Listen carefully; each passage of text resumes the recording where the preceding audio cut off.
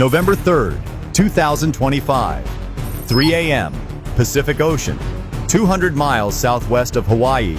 The Russian nuclear submarine K-549, Prince Vladimir, a A-class vessel worth $890 million, feigned a scientific patrol.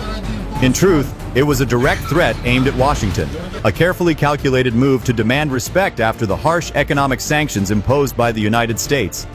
It carried enough firepower to wipe out 60 cities in less than 5 minutes. Seconds later, 6 R-30 Bulava-M missiles were launched.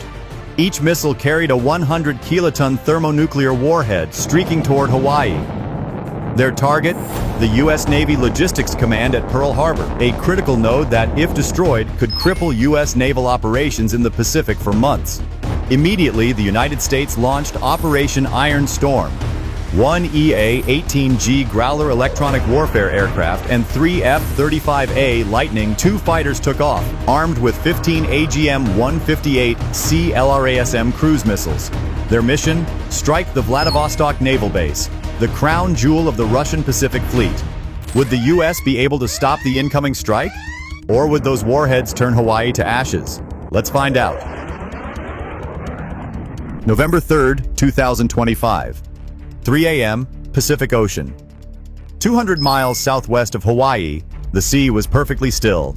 A silver mirror reflecting on a black surface plunging 4,000 meters deep. Far below, Russia's nuclear submarine K-549 Knyaz Vladimir, a A-class vessel valued at $890 million, drifted quietly at a depth of 125 meters. Inside the pressure hull, 16,000 tons of steel surrounded 6 R-30 Bulava-M nuclear missiles, each capable of carrying 10 100-kiloton warheads, enough firepower to erase 60 cities in less than 5 minutes. For 9 days, the submarine had remained invisible to every U.S. satellite and sonar buoy, moving no faster than 6 nautical miles per hour, pretending to be on a research patrol. But that was not the truth. In reality, it was the centerpiece of Operation Northern Spear, a plan approved by Moscow on October 2, 2025, designed not to start a war, but to sow fear in Washington and force respect after the severe economic sanctions imposed by the United States. Inside the steel hull, 142 crew members lived in absolute silence. The external pressure exceeded 5,000 pounds per square inch, enough to crush a man instantly. Red lights blinked on the control panels. The air was thick with the scent of iron and oil. The captain, a 42-year-old veteran from Murmansk, stared at the digital clock. 8:45 Moscow time. An encrypted command arrived. Prepare for test launch. Target, Hawaiian perimeter. 6 words that could change history. The order meant a real nuclear test, just 480 miles from U.S. territory. The boldest move since the Cold War. Above them, the Pacific glimmered under sunlight. Passenger planes crossed the sky. Honolulu fishermen sailed out, unaware. No one knew that beneath them lay a submarine armed with 6 warheads capable of unleashing energy 1,200 times greater than Hiroshima. The coordinates were already calculated. Latitude 20.8 degrees north, longitude 156.3 degrees west. This was not aimed at a battlefield, but at a message. At 9 a.m. Hawaii time, when the command channel turned green, the silence of the ocean would be shattered, and the United States would face the closest nuclear shadow it had seen in more than 60 years. 9:45 a.m., off the coast of Oahu, Hawaii. The morning sun shimmered over Pearl Harbor. The air was calm and still. Beneath that stillness, danger was waiting. At the U.S. Navy Logistics Command, more than 1,200 sailors had just begun their shifts. Technicians were repairing the AN/SPY-6 radar array, a $240 million system designed to detect threats over 1,500 miles away, which had been offline for 48 hours due to a minor software synchronization error. 2 backup sensors had failed at 2:17 a.m., leaving the entire Hawaiian perimeter blind. No alarm, no warning, no eyes watching the horizon.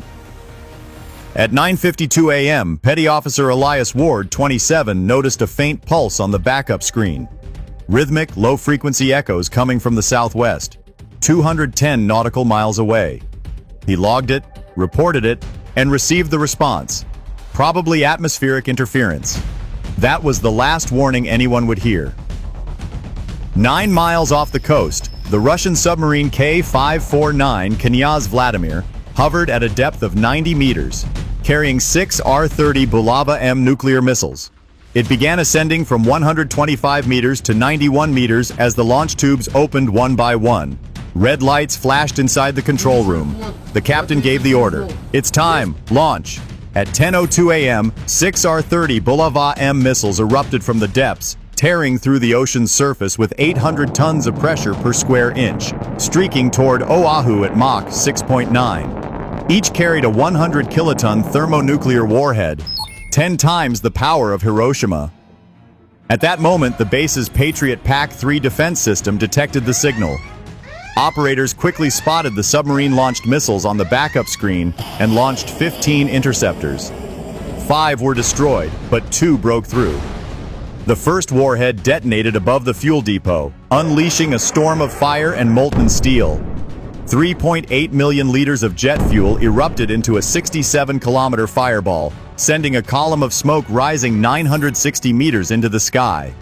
The ground convulsed as hangars crumpled like paper, and 6,200 windows across the harbor shattered in a single deafening wave. 4 seconds later, the second missile struck the main power plant. The entire western grid was plunged into darkness.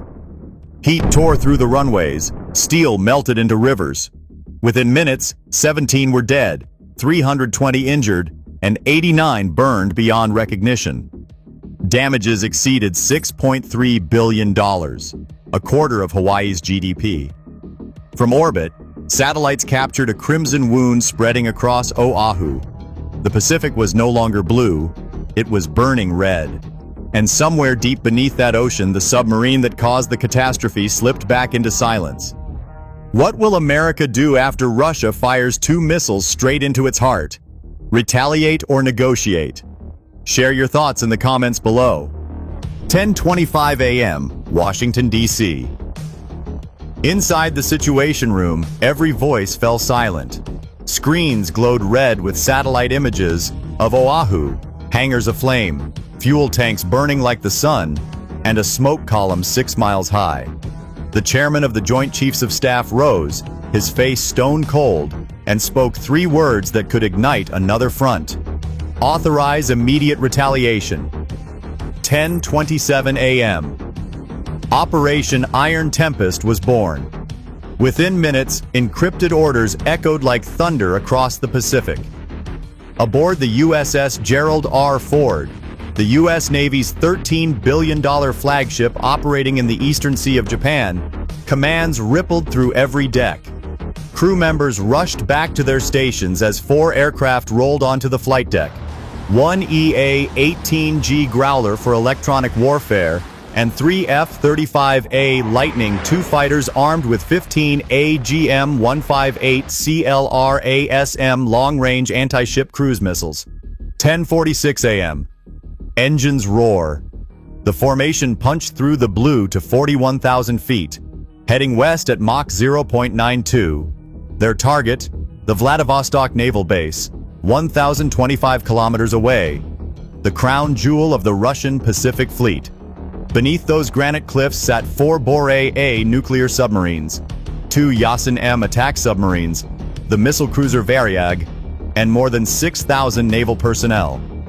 In Washington, commanders watched radar arcs converge like drawn-out blades. On the USS Gerald R. Ford, the flight deck shook as afterburners tore through the sky. For the first time in half a century, American attack aircraft were no longer on the defensive. They were predators. And somewhere over the endless ocean, 4 dark shapes cut through the clouds, silent, swift, and inevitable. The war had moved ashore, and the countdown to retaliation had begun. Stay with me, because what happens next over Vladivostok will change everything you thought you knew about modern warfare. 4:55 p.m. Zavostok time. The city rested under a low, gray sky. In the harbor, the Russian Pacific Fleet shimmered under the fog. 4 Borei-A nuclear submarines, 2 Yasin-M attack subs, the missile cruiser Varyag, and nearly 6,000 personnel stationed across dry docks and underground bunkers. For decades, this place had been called the Iron Fortress of the East. That illusion was about to die. At 5:01 p.m., radar operators at Fleet Command noticed static crawling across their screens. Then the images fractured. Dozens of Phantom aircraft appeared, moving at impossible speeds. The Air Defense Commander shouted, "Electronic interference!" It was already too late. 21 seconds earlier, high above the Sea of Japan, the EA-18G Growler had unleashed its ALQ-249 next-gen jamming pods, flooding the spectrum with 600 megawatts of signal noise, blinding every Russian radar in a 120-mile radius. 5:03 p.m. 3 F-35 broke formation, descending from 41,000 feet at Mach 1.2. 15 AGM-158 CLRASM missiles dropped from their wings, hugging the waves at 200 feet altitude. Each missile carried 450 kilograms of high-explosive tungsten, intelligent, self-steering, and nearly unstoppable. The Russian S-400 defense grid came alive, firing 12 interceptors, each worth $9 million. Only 5 hit their targets. The rest tore through the fog, closing on Vladivostok at over 680 miles per hour. 5:05 p.m. The first strike slammed into Dry Dock 2, where a Yasin M submarine was undergoing refit. The explosion vaporized 200 tons of steel, launching fragments a quarter mile into the air. 11 seconds later, a second missile hit the fuel storage depot, igniting 72,000 gallons of diesel, turning the harbor into a burning lake. 5:06:14 p.m. 5 more missiles struck the submarine pen carved into Mount Klenovaya. The concrete roof, 6 meters thick, cracked like glass. Underground torpedo magazines detonated, creating a chain reaction that triggered 13 secondary explosions. Flames climbed 1,800 feet high, visible all the way to Nakodka, 70 kilometers away. By 5:09 p.m., the Growler disengaged. Its jammers burned out. The sky glowed orange. Ships burned at their moorings. 1,850 Russian sailors were killed or wounded, and 3 submarines sank where they rested. From orbit, satellites captured the inferno. Vladivostok's coastline ablaze, a red wound spreading into the Pacific. In Washington, the Pentagon's response was brief, cold, and final. Target neutralized. Deterrence restored. But the world knew better. Deterrence was gone, and the fire had only just begun. 6:30 p.m., November 3rd, 2025, Pacific Command, Pearl Harbor. The fires on Oahu had turned to embers, yet the horizon still glowed red. Across the world in Vladivostok, the sea burned black. In just 9 hours, 2 strikes, one Russian, one American, had shattered nearly $38 billion in military infrastructure and left more than 1,200 people dead on both sides. For the first time since 1962, the world had watched nuclear-capable powers trade blows and survive. In Hawaii, the scale of destruction was staggering. 17 killed, 320 wounded, and 3.8 million liters of fuel gone in seconds. Nearly 2,000 homes around Pearl Harbor lost power. Civilian flights were grounded as a toxic plume carrying 12,000 tons of ash drifted toward Honolulu. Hospitals overflowed with burn victims. Rescue helicopters flew non-stop through the smoke. Half a world away, Vladivostok was silent except for the sound of steel collapsing. 850 Russian sailors were confirmed dead or missing. The missile cruiser Varyag lay half-submerged. Her hull cracked in 2. The flames had consumed 72,000 gallons of fuel, and the shockwave registered 3.2 on the Richter scale. Radiation monitors across Primorsky Krai recorded spikes from ruptured submarine reactors. Entire districts were evacuated as 2.3 million residents lost power. At 7:10 p.m. Washington time, the Pentagon released a single-line statement. Retaliation complete, strategic stability restored. But there was no stability, only silence. Stock markets plunged 2,400 points within an hour. Crude oil prices spiked 18% overnight, and defense alerts went to level DEFCON 3. Across NATO, early warning satellites were repositioned. In Beijing, state media aired 5 minutes of static, a symbol, some said, of dread. In Kiev, Ukrainian engineers brought their damaged radar back online. One whispered, "The Pacific burned, and we felt it here." By midnight, 2 scars glowed on opposite ends of the Earth, one over Hawaii, one over Vladivostok, both visible from orbit. And as dawn approached, a grim truth settled across every capital. War no longer needed armies to begin. It only needed one blind minute. And the will to pull the triggers. November 4th, 2025. Dawn. The first light touched both ends of the Pacific, from the ruins of Pearl Harbor's burning coastline to the smoking piers of Vladivostok. 2 nations, separated by half a world, now shared the same horizon of ash. The ocean that once carried trade, hope, and diplomacy had become a cemetery of pride. In Hawaii, rescue teams searched through twisted steel and molten concrete. The air still reeked of fuel. 3.8 million liters gone in a single breath. Survivors spoke of a blinding light that came without sound, only heat. It felt like the sky itself was falling, one sailor whispered.